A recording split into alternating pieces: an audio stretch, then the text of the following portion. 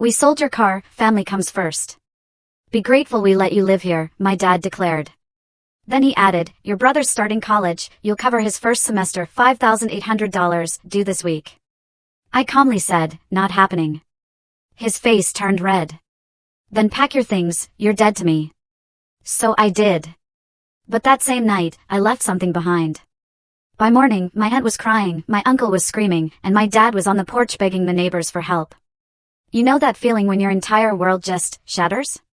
When the people who are supposed to protect you, who say they love you, betray you in the most brutal way? That's exactly what happened to me on my 25th birthday, a day that started with a double shift at the diner and ended with a single text from my father, we sold your car. Family comes first. Be grateful we let you live here. My car. The one I'd saved 3 grueling years for, every single penny earned with my own sweat and sacrifice. That text didn't just tell me my car was gone, it ripped open a wound of betrayal that would change everything I thought I knew about family. Growing up, our house, the Henderson household, felt less like a home and more like a carefully rigged stage, with my dad, Robert, as the absolute director. He was a sales manager, and that authority seemed to swell his need to control every single thing in our lives, our money, our schedules, even our personal stuff. My mom, Diana, she just enabled it. A part-time receptionist, she'd often just offer up a quiet, that's just how your father shows love, whenever I'd question anything. And then there was Jake, my younger brother. 18, and the golden child. He never had to work, his focus was on grades for college, remember? His room was overflowing with expensive gaming consoles, fancy sneakers, the latest iPhones, all gifts from our parents, who swore he needed these things to fit in, to succeed. Me? I started working at Mabel's Diner at 16. Just weekends at first, but it quickly morphed into nearly full-time by my senior year. What began as my attempt at a little independence soon became expected income for the family. Dad insisted I pay $400 a month in rent to live in my own childhood bedroom while attending community college. You need to learn responsibility, he'd say, all while taking my hard-earned money. Community college wasn't even my first choice, you know? I'd actually gotten into state university with a partial scholarship, but Dad, he insisted it was financially irresponsible to take out loans. You're better off staying home, saving money, helping the family, he'd say. Meanwhile, Jake? He was encouraged to apply to all the fancy private schools across the country. Saving for that car became my obsession. For 3 years. I picked up every extra shift I could, sold old clothes online, even donated plasma twice a month. Every single dollar went into a savings account I opened when I turned 18. Dad, of course, had insisted on being a co-signer, just in case. I realize now that was his first move to control my finances. When I finally hit $8,200, I found it, a reliable used Toyota Corolla with reasonable mileage. The day I drove that car home was one of the proudest moments of my life. Dad came with me, to make sure you don't get ripped off, but I handled all the negotiations myself. The car was titled in my name, though he insisted on keeping a copy of all the paperwork for the family files. This pattern of my parents taking my possessions, claiming them for the family, wasn't new. My high school graduation money from relatives? Mysteriously became a family vacation fund. My first big bonus check from the diner? Helped with a water heater replacement. Each time, the message was crystal clear, my achievements, my possessions, they weren't truly mine. I carried this heavy mix of guilt for even wanting independence, intertwined with a burning resentment at being exploited. Mom would always remind me, family sacrifices for each other, whenever I dared to question these arrangements. The unspoken truth? My resistance meant I didn't love them enough. My 25th birthday had started with just a little spark of hope. I planned to treat myself to dinner at my favorite Thai place after my double shift. Amanda, my best friend at the diner, had promised cupcakes during our break. Small celebrations, but they were mine. I'd even splurged on a new dress from the clearance rack to wear after work. The only family member who ever truly supported me was Aunt Linda, Dad's sister. Unlike him, she believed in independence, in education. She even tried to help me financially for university, but Dad intercepted her offer, calling it interference. Still, she remained my confidant, sending birthday cards with small cash gifts directly to my workplace, so they wouldn't be redistributed by my parents. Mom's brother, Uncle Thomas, a successful accountant, had also witnessed our family dynamics over the years. He distanced himself after countless arguments with Dad about money, maintaining a polite relationship mostly through holiday gatherings. He pulled me aside last Christmas, asking if I needed help setting up independent accounts. Something about your father's financial discussions doesn't add up, he'd whispered, right before Dad interrupted us. That birthday morning, I'd left early for my 7 a.m. shift, carefully quiet, not wanting to wake anyone. Mom had promised a small family dinner that evening, though past birthdays had often been overshadowed by Jake's achievements or Dad's work stress. Still, I'd hoped this year might be different. As I locked the front door and walked to my car, parked on the street, the early October air had a crisp bite. I slid behind the wheel, turned the key in the ignition of the vehicle that represented my small piece of independence. I had no idea it would be the last time I would ever drive it. The lunch rush at Mabel's diner finally subsided, and I took my break at 2:30. My feet ached from 7 hours of continuous movement, but I still had 5 more hours to go on my double. Amanda had decorated the break room with a single, sad happy birthday balloon and presented me with a chocolate cupcake topped with a sparkler candle. "Make a wish, birthday girl," she beamed, her blonde ponytail bouncing. I closed my eyes, wishing for the courage to eventually move out on my own.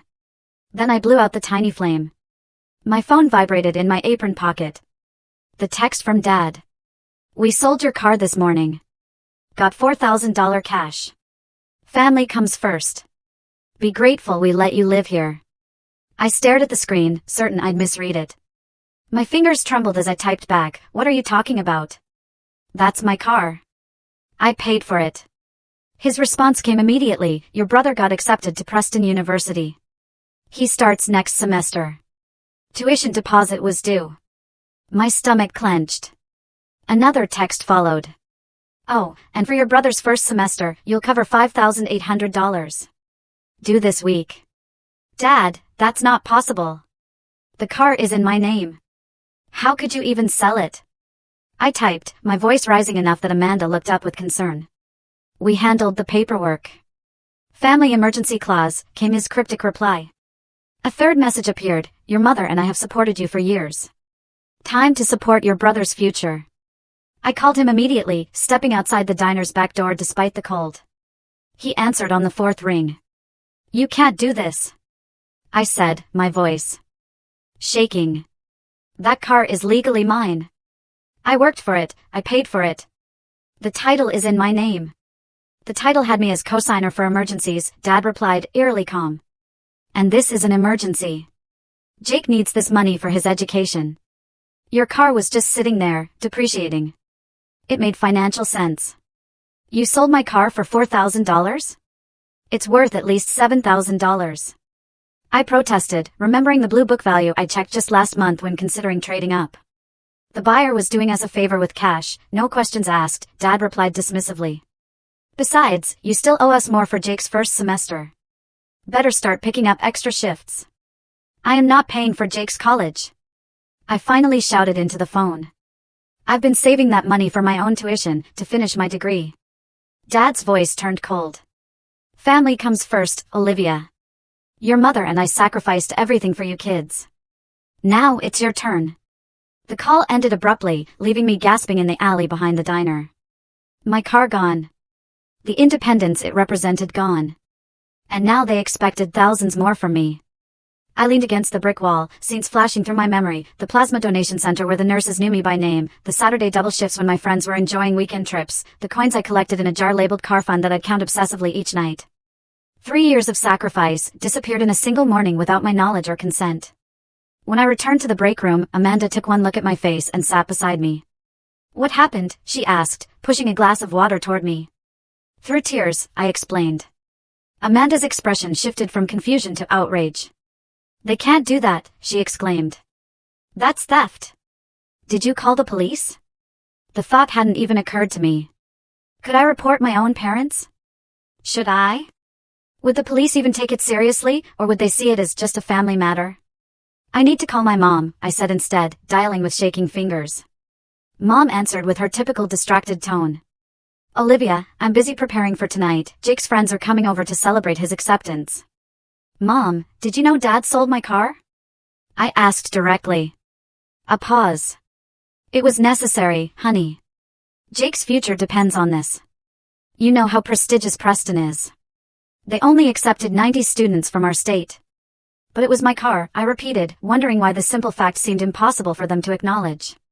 "Your father handled the paperwork," she said vaguely. "He said it was all legal." "How?" "The title was in my name." Another pause. "He had a copy of your signature, for emergencies." The implications hit me like a physical blow. My father had forged my signature to transfer ownership of my vehicle. That wasn't just unfair, it was illegal. This is wrong, Mom, I said quietly. You know it is. Don't be selfish, Olivia, she replied, her voice hardening. After everything we've done for you, the food, the roof over your head. That I pay rent for. I interjected.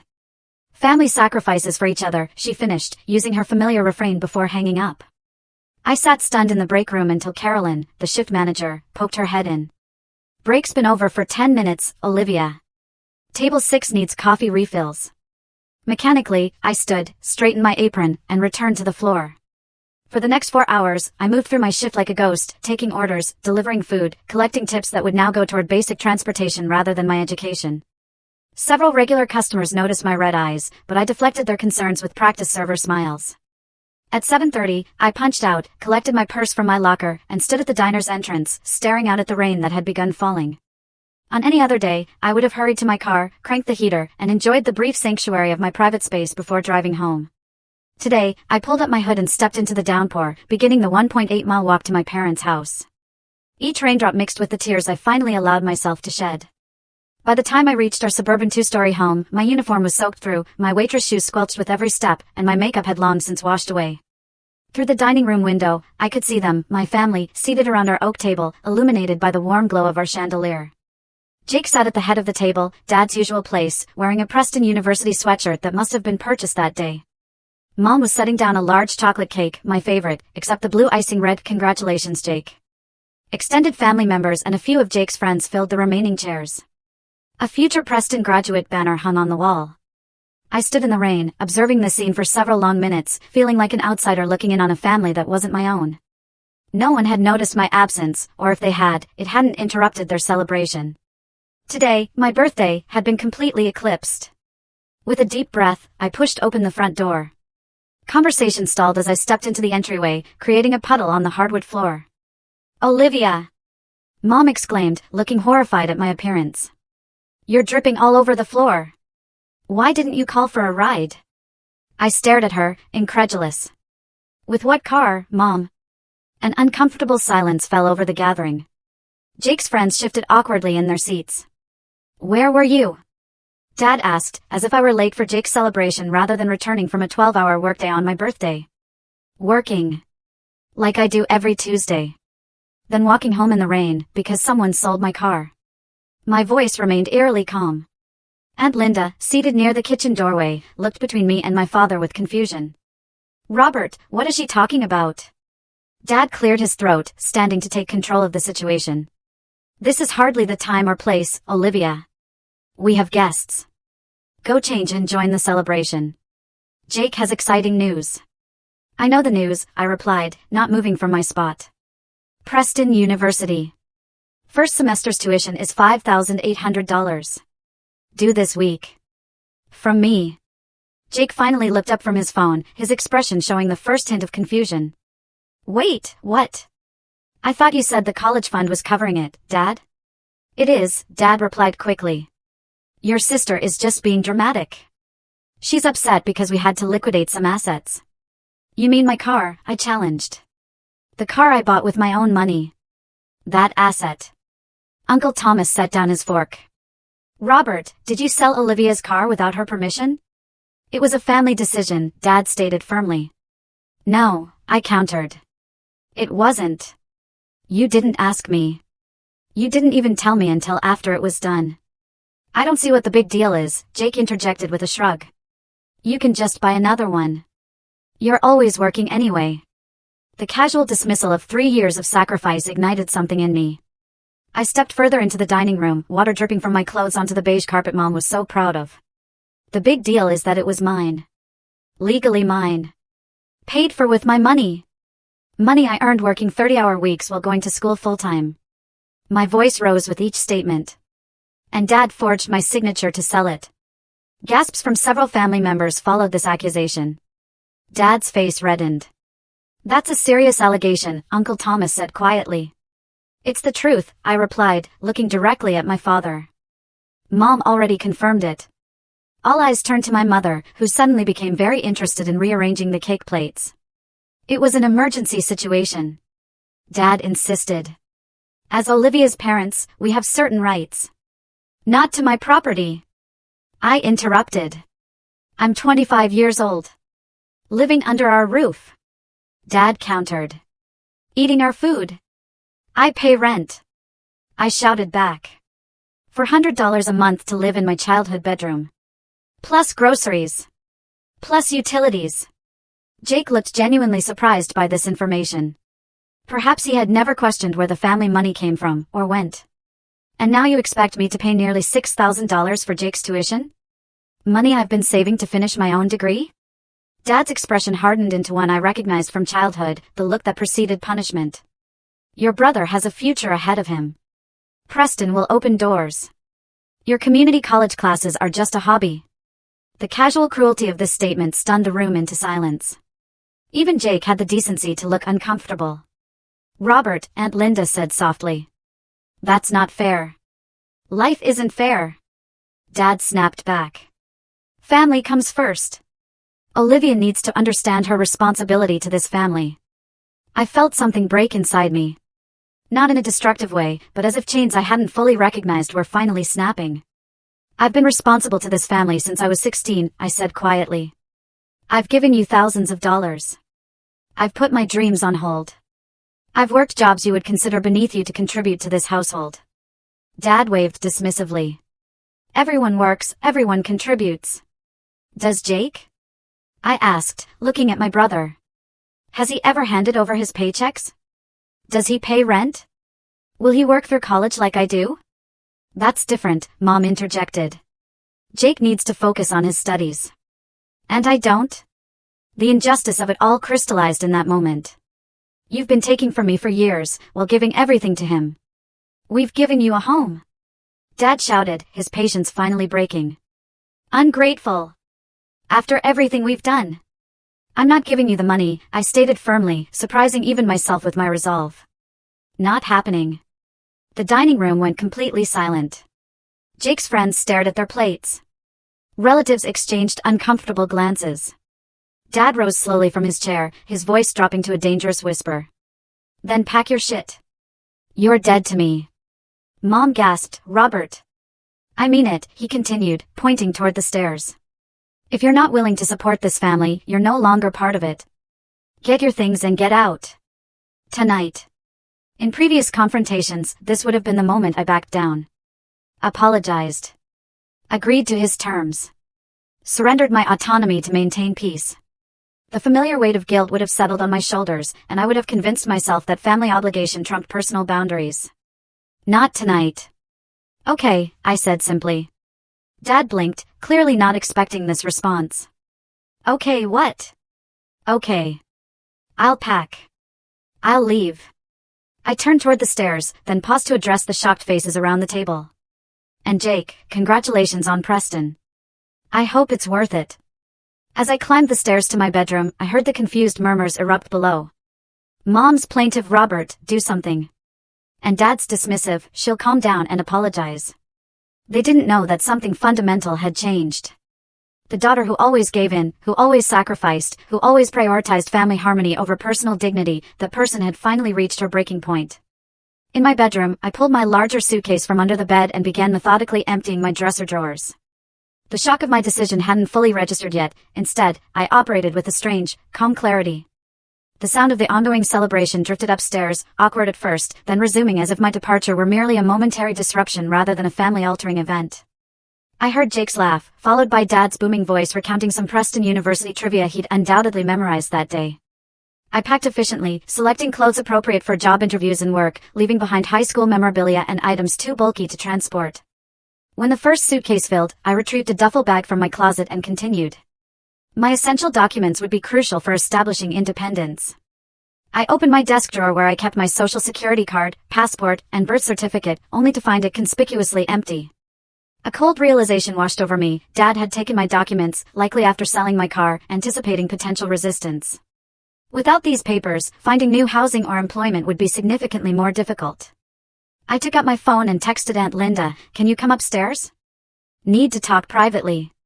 While waiting, I continued packing toiletries and electronics. My laptop, thankfully, had always stayed with me at work or school, safe from family redistribution. A soft knock at the door preceded Aunt Linda's concerned face. She slipped inside, closing the door behind her. Olivia, what's happening? She asked, eyeing my half-packed suitcases. Dad sold my car without permission, forged my signature, and now wants me to pay for Jake's tuition with my savings, I summarized. When I refused, he told me to leave. So I'm leaving. Aunt Linda sat heavily on my bed. This isn't right, she murmured. Where will you go? I can stay with my friend Amanda temporarily, I replied, continuing to pack. But I need your help. Dad's taken my important documents, birth certificate, social security card. And I'm worried about what else he might have done. Her expression darkened. What do you mean? Uncle Thomas mentioned something at Christmas about Dad's finances not adding up. And Dad's always insisted on helping with my paperwork, taxes, even my student loan applications. Aunt Linda hesitated, then spoke quietly. I've had concerns for years. Your father has always been controlling with money, even as a child. But recently, he's borrowed money from me 3 times. Substantial amounts, with vague explanations about temporary shortfalls. This new information confirmed my growing suspicions. I need to check something, I said, moving toward the door. Can you keep packing for me? I'll be right back. Downstairs, the party continued in the dining room. I slipped quietly into Dad's home office, a room we were generally forbidden to enter without permission. The desk drawer where he kept financial documents was locked, but I knew from childhood snooping that he kept the key taped under the desk blotter. The key was exactly where I remembered. I opened the drawer and began quickly photographing documents with my phone, bank statements, credit card bills, loan applications. What I found confirmed my worst fears. My name appeared on credit card statements for accounts I'd never opened. Loan documents bore my signature, or rather, a reasonable facsimile, on dates when I had been working verifiable shifts at the diner. My social security number appeared on financial records for transactions I'd never authorized. Identity theft. By my own father. Using my good credit to finance what appeared to be mounting gambling debts, according to bank withdrawals at ATMs located in or near casinos. I also found statements for Jake's college fund, an account that had been nearly depleted long before his acceptance to Preston. The truth was becoming clear, there was no money for Jake's tuition because Dad had spent it, and now he expected me to fill the gap. I quickly created digital copies of everything, emailing them to myself and to Aunt Linda for safekeeping. Then, making a crucial decision, I wrote a detailed letter explaining what I'd discovered, including photographs of the forged documents and unauthorized accounts. I made 3 copies, one to leave behind, one for Aunt Linda, and one for Uncle Thomas, whose accounting background would help navigate the financial fraud aspects. When I returned to my room, Aunt Linda had nearly finished packing my remaining clothes. I found something, I said, showing her the evidence on my phone. Dad's been using my identity to open credit accounts. There are loans in my name I never took out. Aunt Linda's hand flew to her mouth. Oh my God. I'm leaving copies of everything I found, I explained, handing her one of the packets. This explains why he was so desperate for me to pay Jake's tuition. There is no college fund. There probably hasn't been for years. You need to report this, Aunt Linda said firmly. This is criminal fraud, Olivia, even if he is your father. I nodded, the weight of this step not lost on me. I know. But first, I need to get out of here safely. Can you give this to Uncle Thomas? I handed her the 3rd packet. And can you call me an Uber? I don't have access to my car anymore. While Aunt Linda ordered the ride, I texted Amanda, emergency. Need place to stay tonight. Will explain everything. Her response was immediate, doors open. Wine's ready.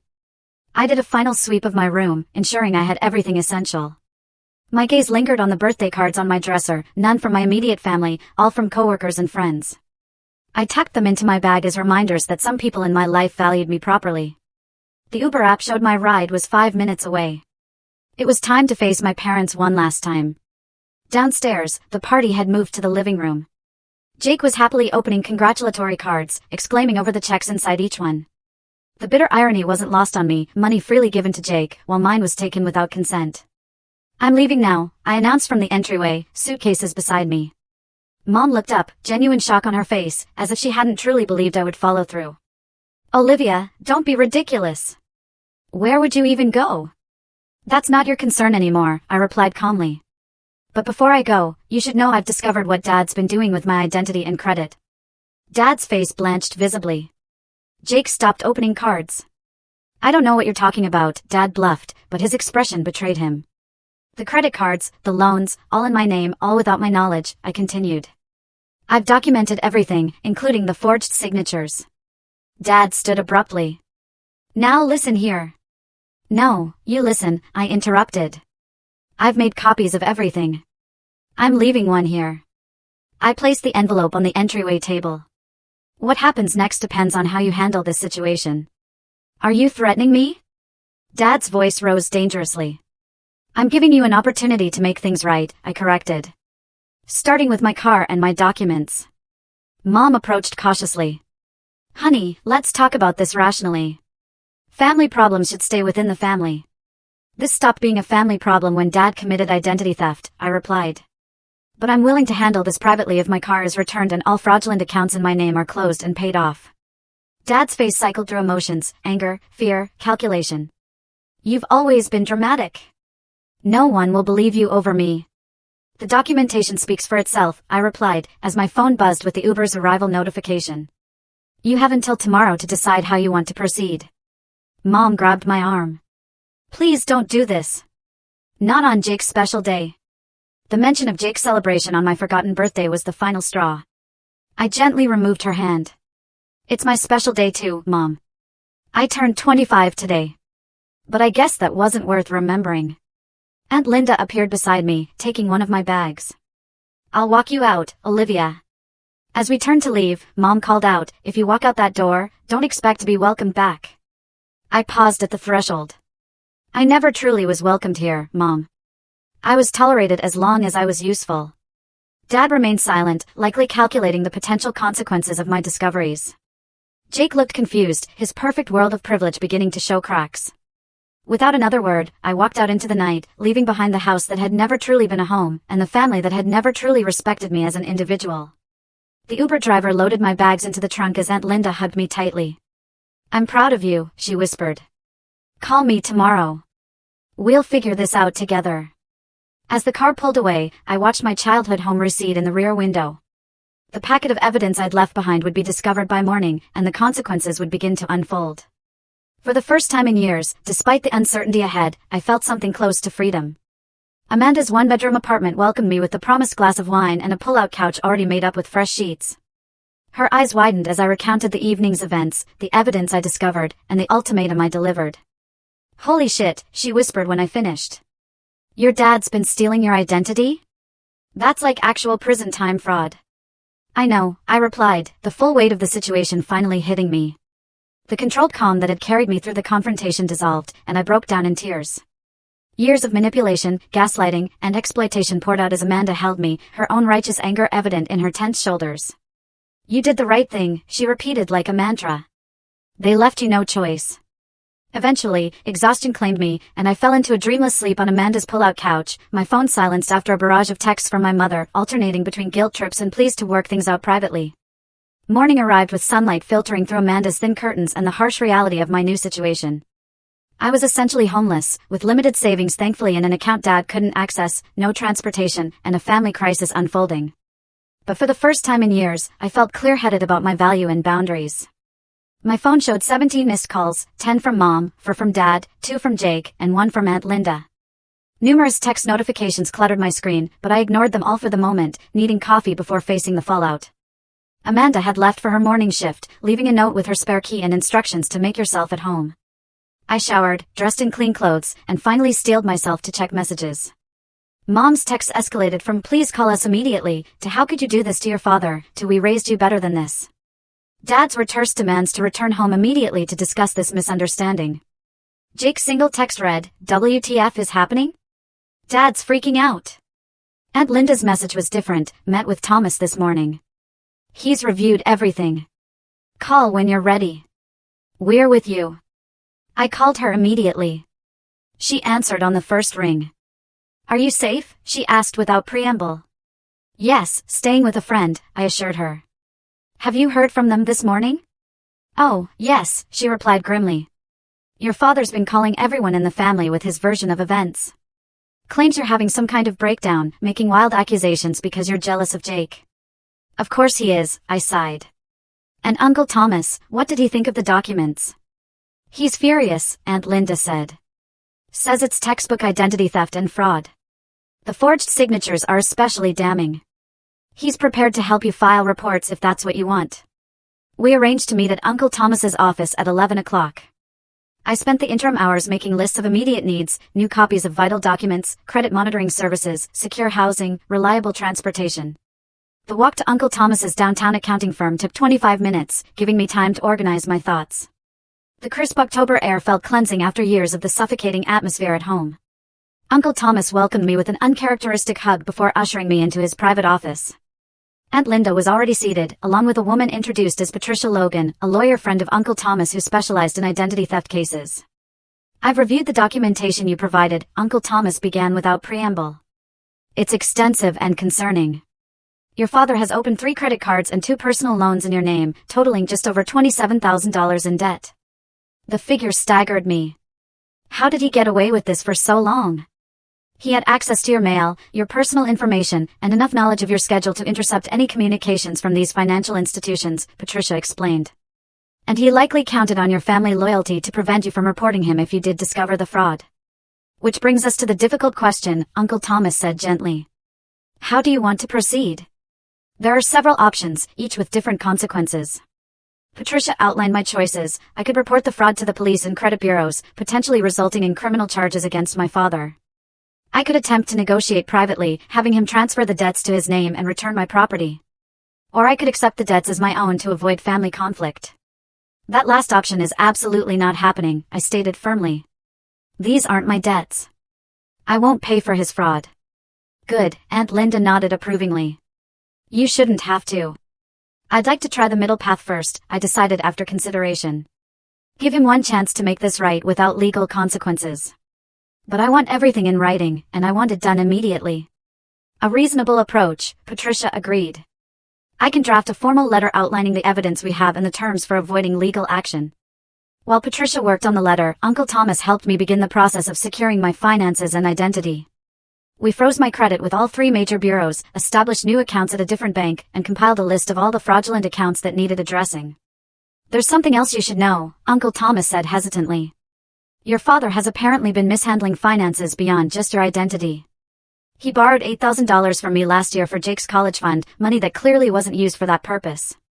And $12,000 from me in 3 separate loans," Aunt Linda added.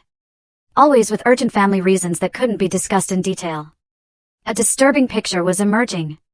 "He has a gambling problem, doesn't he?" I asked, remembering the casino ATM withdrawals I'd seen in his financial records. Uncle Thomas nodded grimly. "The evidence points that way. There are regular cash withdrawals at locations near Riverside Casino, and some of the credit card statements show cash advances with the same geolocation. This explains why he was so desperate for me to cover Jake's tuition," I realized. "He's probably burned through any actual college savings. Which makes his treatment of you even more reprehensible," Aunt Linda said angrily. "Using your good credit and hard work to cover for his addiction, then trying to force you to finance Jake's education when the money he'd set aside was gone." My phone buzzed with a text from an unknown number. "It was Amanda. Your brother just showed up at the diner asking for you. He looks freaked out. What should I tell him?" I hesitated, then replied, "If he's alone, you can give him your address.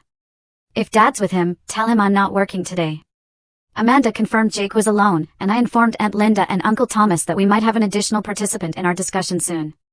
While we waited, Patricia returned with the drafted letter.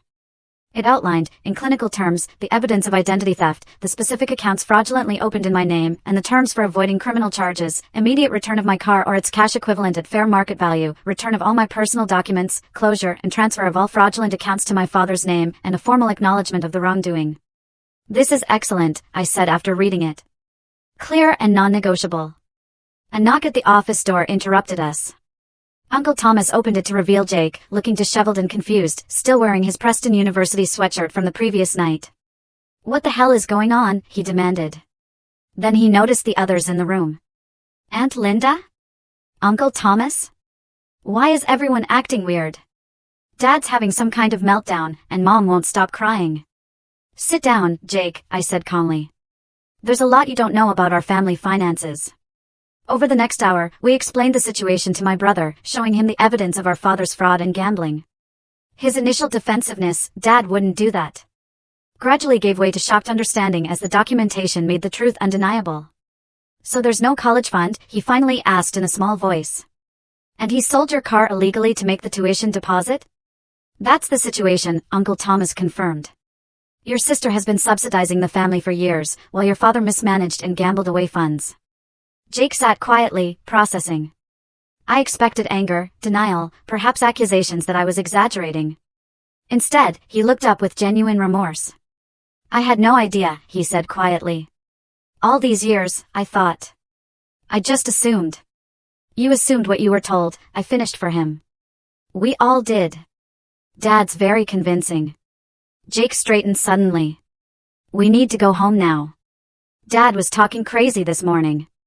Something about fixing this before it goes too far. I didn't understand then, but now I'm worried. Patricia handed me the formal letter. If you're going to confront him, take this. And remember, you're negotiating from a position of strength. You have evidence of criminal activity. Aunt Linda insisted on driving us.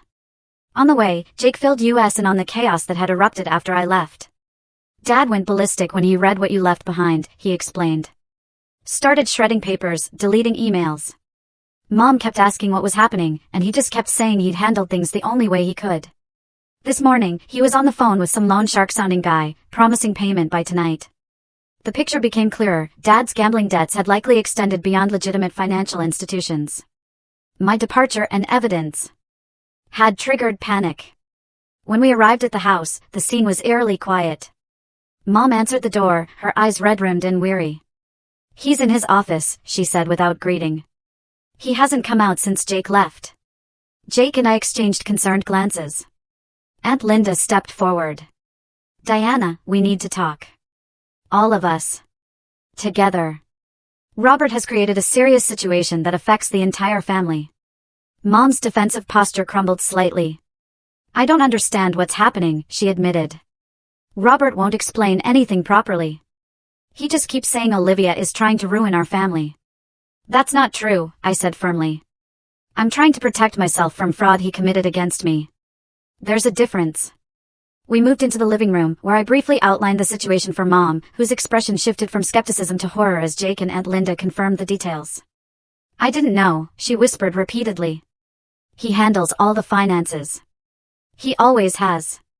That's part of the problem, Uncle Thomas said gently. Total financial control is a form of abuse, Diana. Dad's office door remained closed despite the voices in the living room. Finally, Jake knocked firmly. Dad! We need to talk. All of us. About everything. Silence. Jake tried the handle. It's locked. A cold dread settled in my stomach. Dad! I called. We have a proposal for handling this situation. More silence. Mom found the spare key, her hands trembling as she handed it to Jake. He unlocked the door to reveal Dad hunched over his desk, frantically shredding documents. It's too late, he said without looking up. You've ruined everything. A week passed in a whirlwind of legal consultations, financial damage control, and family reckonings. I stayed with Amanda, whose tiny apartment became my sanctuary as the situation with my family unfolded in increasingly dramatic fashion. The morning after our confrontation, Aunt Linda called with a vivid description of the scene at my parents' house. According to her account, the evidence I'd left behind had triggered a complete meltdown. Your mom was crying in the kitchen when I arrived, she reported. Your uncle was in the driveway screaming into his phone about fiscal responsibility and family betrayal. And your father, this is the part you won't believe, your father was literally on the front porch begging the neighbors for a loan to cover some urgent debt. The family's financial house of cards had collapsed spectacularly.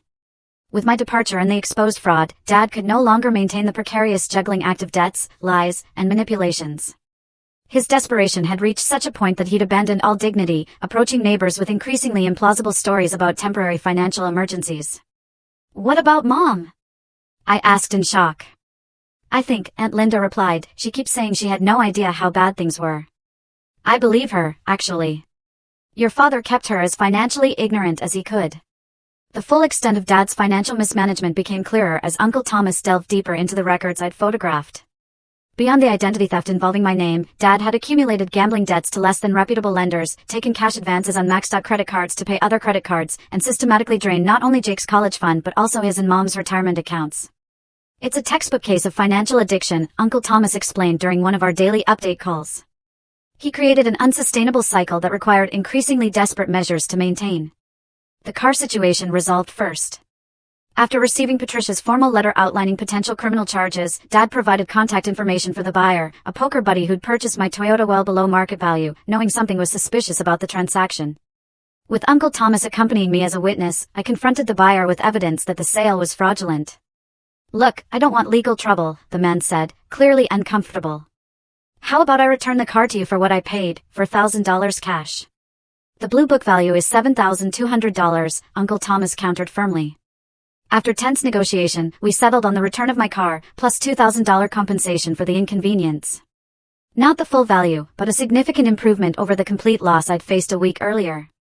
My personal documents reappeared on Amanda's doorstep in a manila envelope 3 days after the confrontation, delivered by Jake without comment. My birth certificate, social security card, passport, and even my high school diploma were all included, extracted from wherever Dad had hidden them. The fraudulent accounts proved more complicated. Patricia helped me file formal identity theft reports with each creditor, providing the evidence of forged signatures. Most initially pushed back, requiring police reports before proceeding. "This is where you need to decide how far you're willing to go," Patricia advised during a consultation in her downtown office. "Filing police reports means your father could face criminal charges. Identity theft involving this amount of money could mean jail time." I struggled with this decision, the residual programming of family loyalty battling with the clear need for justice and financial protection. In the end, a development from Jake made the decision for me. My brother appeared at Amanda's apartment unannounced 5 days after the initial confrontation, looking pale and determined. "Dad's been using my identity too," he announced without preamble. I checked my credit report like Uncle Thomas suggested. There are 2 credit cards I never opened. This revelation cemented my resolve. The exploitation hadn't been limited to me. Jake had simply been kept in the dark about his role in Dad's schemes, protected by his golden child status until the financial desperation grew too extreme. Together, we filed the necessary police reports. Detective Sarah Guzman was assigned to our case, her matter-of-fact approach a relief after days of emotional family drama. "Unfortunately, these cases are increasingly common," she explained as we provided statements.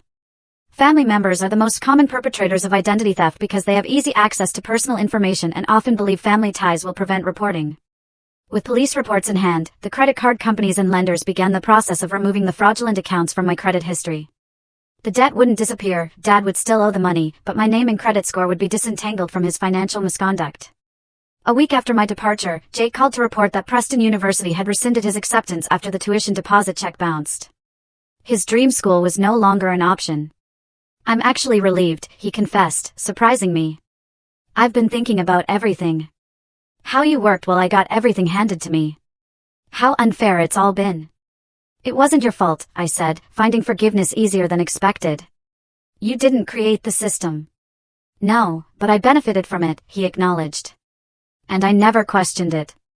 I'm going to enroll at the community college for now, get a job, maybe transfer to state next year if I can earn a scholarship." His maturity in facing this setback suggested he might grow from this family crisis in unexpectedly positive ways. Mom's reaction evolved throughout the week. Initial texts blaming me for destroying our family gave way to confused questions about financial matters she'd never been allowed to understand. By day 5, she called with a different tone entirely. "I've made an appointment with a financial advisor," she said hesitantly. "And I've applied for a part-time job at the library. I need to learn to stand on my own." "That's great, Mom," I replied, genuinely proud of this step toward independence. "Your father isn't handling things well," she continued. "He's angry, blames everyone but himself, says if the family had just supported him a little longer, he could have fixed everything." The classic justification of the addict, just one more chance, one more cover-up, one more enabling act from family members. I recognized the manipulation tactic for what it was. "There was nothing to fix, Mom. The system was broken from the start. He was taking and taking without plan or permission." "I see that," she admitted quietly. "I should have questioned things sooner." Dad's response to the unfolding consequences came 7 days after my departure. As the police investigation proceeded and creditors began contacting him directly about the fraudulent accounts, his desperate attempts to regain control became increasingly transparent. First came angry texts accusing me of betrayal and ingratitude. When these received no response, he shifted to appeals for family unity and vague promises to make everything right if I'd just call off the investigation. When these two were ignored, he appeared at Amanda's apartment building, demanding to speak with me. Amanda refused him entry, and he eventually left after threatening to tell everyone what you've done. The ultimate attempt at reconciliation came in the form of a rambling email sent to me, Jake, Mom, Aunt Linda, and Uncle Thomas simultaneously. I've only ever tried to provide for this family. Everything I did was for all of you. The gambling was just to try to solve temporary cash flow problems. If everyone had just trusted me a little longer, I could have fixed everything. Now you've destroyed our family over money. Is that really worth it, Olivia? I'm your father. I gave you life. I put a roof over your head. And this is how you repay me? By turning your brother against me? By embarrassing me in front of the neighbors? By involving the police in private family matters? I'm begging you to reconsider this path. We can work this out privately. Family should come first.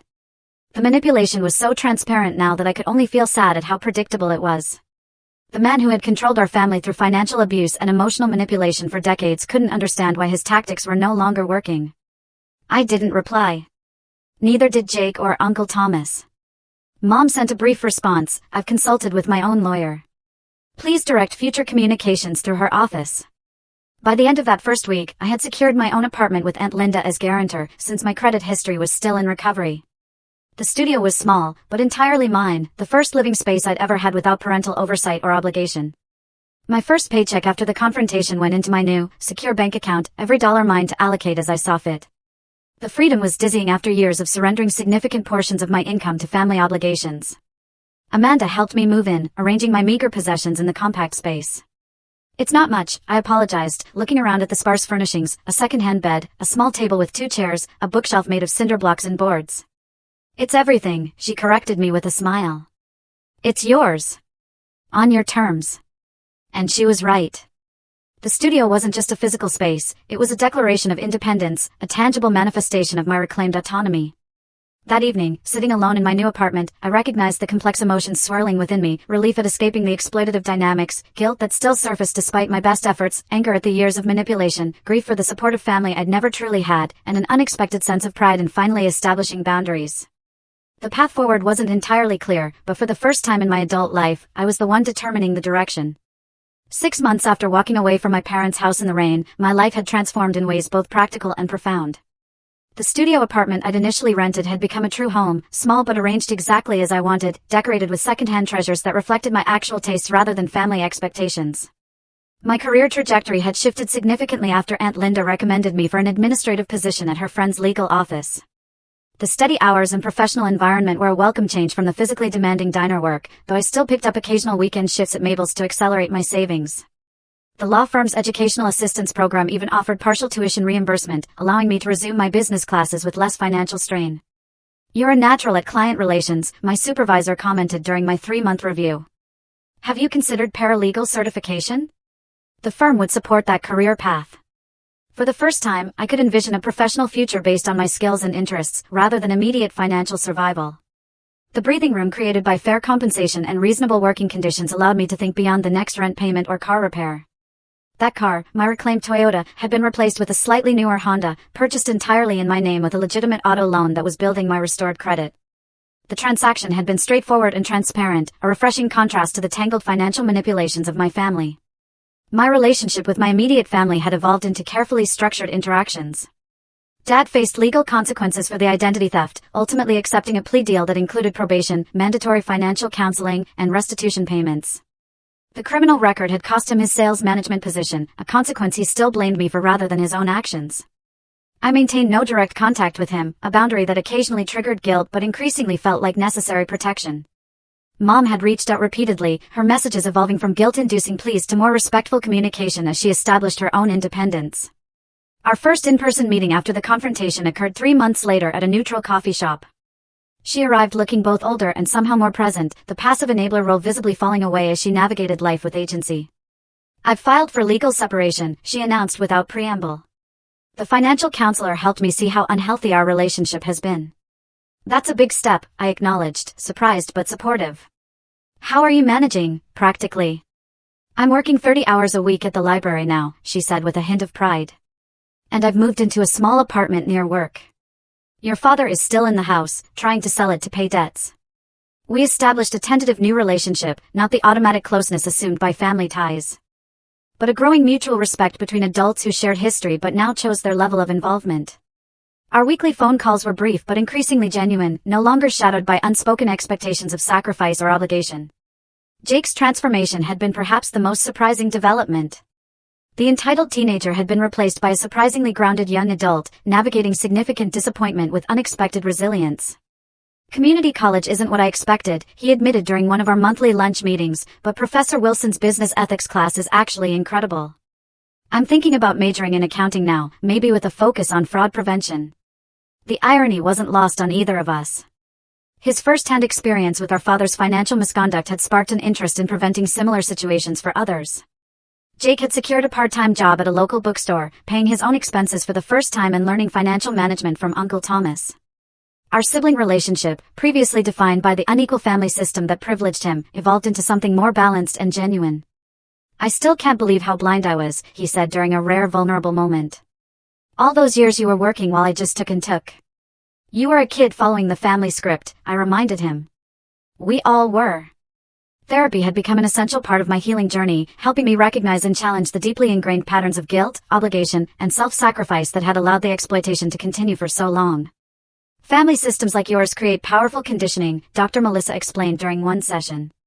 The expectation that you should set yourself on fire to keep others warm doesn't disappear overnight. Slowly, I learned to recognize the difference between healthy generosity and harmful self-neglect.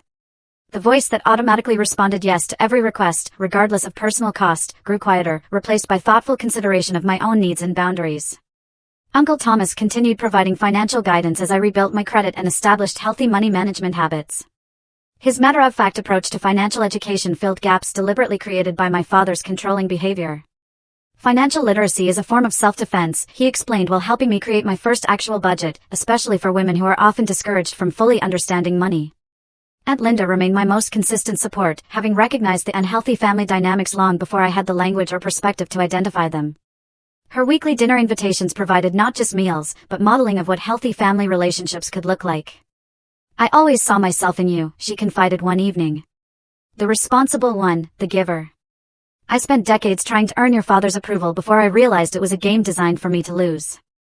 As my birthday approached again, the 26th, that would mark 1 year since the confrontation, I found myself reflecting on the painful but necessary journey of the past 12 months. The celebration I planned bore no resemblance to previous years' forgotten or hijacked occasions. I reserved a private room at my favorite restaurant and invited the people who had supported my transformation, Amanda, Aunt Linda, Uncle Thomas, my therapist Dr. Melissa, coworkers from both jobs, and even Jake and Mom, with clear communication that this invitation didn't extend to Dad. Surrounded by people who respected my boundaries and celebrated my growth, I recognized how fundamentally my understanding of family had shifted. The automatic obligation based on genetic connection had been replaced by chosen connections based on mutual respect and genuine care. I'd like to make a toast, Aunt Linda said, raising her glass. To Olivia, who had the courage to walk away from what was hurting her, and toward what could heal her. The applause and genuine affection in the room represented a form of wealth I hadn't previously recognized, relationships based on choice rather than obligation, on mutual support rather than one-sided sacrifice. Later that evening, returning to my apartment alone but not lonely, I reflected on the painful lessons of the past year.